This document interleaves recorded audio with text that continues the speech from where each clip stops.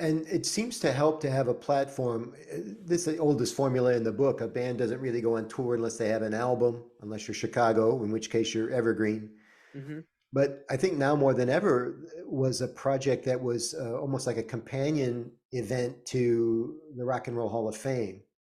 Was that the same timing?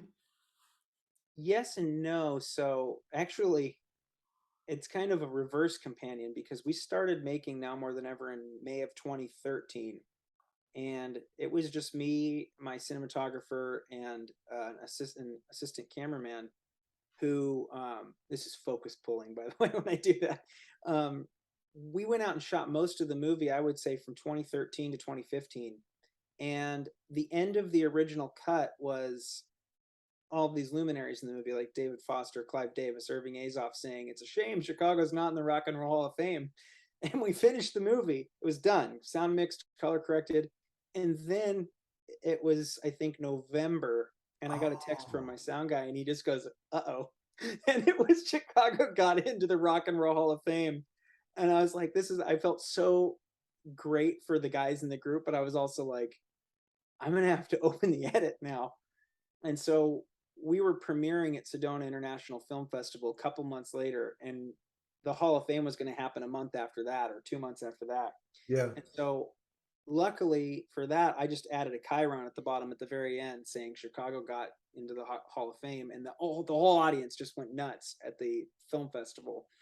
Then we won the festival at Sedona, and actually shortly after sold the movie to, if I might be remembering incorrectly, we still had to go and shoot the Rock and Roll Hall of Fame part, and then that was added into the movie at the end, and then that's what everyone has seen publicly is that version of the movie that makes it look like was the original version. But we'd actually already finished the movie and then added the Rock and Roll Hall of Fame in because you can't release that a year after the Hall of Fame and them all complaining that they're not in, the David Fosters of the world, and they're actually in. It wouldn't have made sense. So Yeah, but it's interesting, I mean, that's another way that movie business has changed. It used to be when a movie came out, it came out and everybody knew it. Now movies are out for 4 years. I didn't even know it was released. I watch it on TV.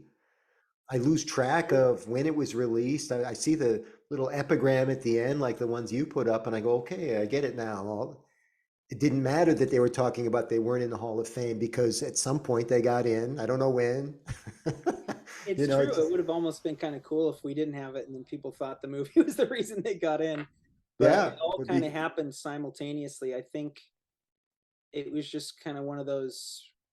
It also worked out because then we got to release the movie on the 50th anniversary. It was a month, yeah, a month before their 50th anniversary is when it came out. yeah. So that kind of coincided too and made it look like it was on purpose. But I think we would have released the movie 3 years earlier if it was finished, you know? Funny. When I do projects, I learn from everything I do.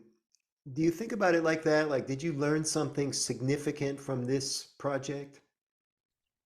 From this project specifically, I learned that if you've built up the skills beforehand, you really can. I used to see it in as an aside, the Seinfeld behind the scenes of all those DVDs in the past, where they described every episode was like running with an egg in a spoon, like you're running as fast as you can, and you have to Yeah, get to the finish line without dropping the egg. yeah.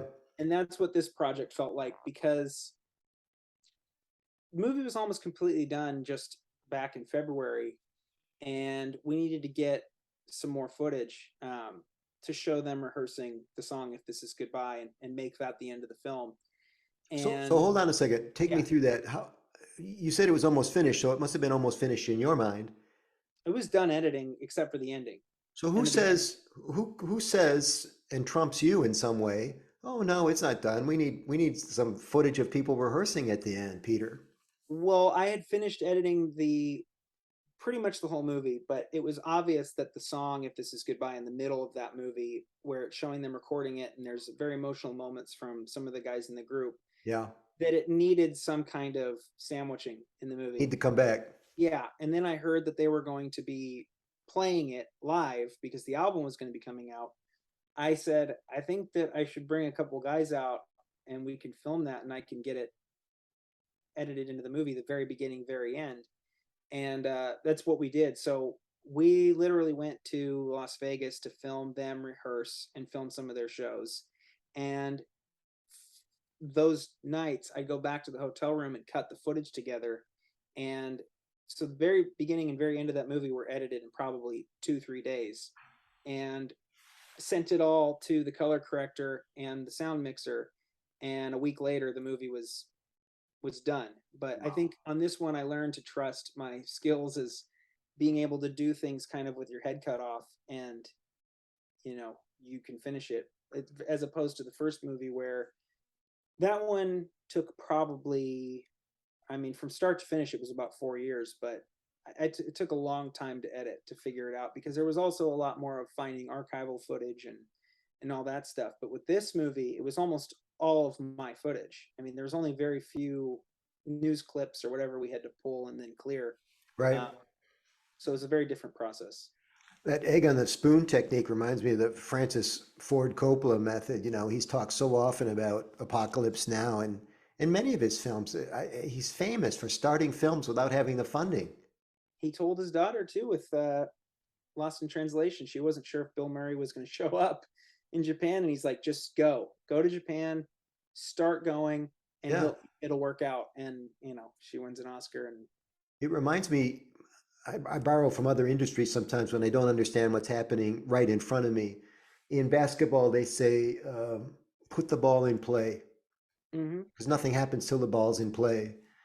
Um, And in the music business, so often you hear bands talk about how the best song on the album was the last one they record because the producer said to them, "We don't have the hit yet." I And the think band's always, "F you, there's all kinds of hits on this album, but okay, we'll try one more." And then that one turns out to be the big hit single. well, It's how many times fascinating. have you heard the story of a guitarist just doing a warm up and the other guy going, "What's that?" Yeah, "Oh, it's just my warm up." I think that's Joe Walsh did that probably. I remember that being in the Eagles documentary, and then that's right. I think "Sweet Child of Mine," same thing. It was Yeah, just a guitar warm up, and they're like, "That's a song." yeah. It comes from the id. Sometimes you don't. You're right. It's you put the ball in play, and then a lot of the times your instincts will, if you've gained enough experience, so to speak, your instincts will create something that's better than maybe something you sat down and thought.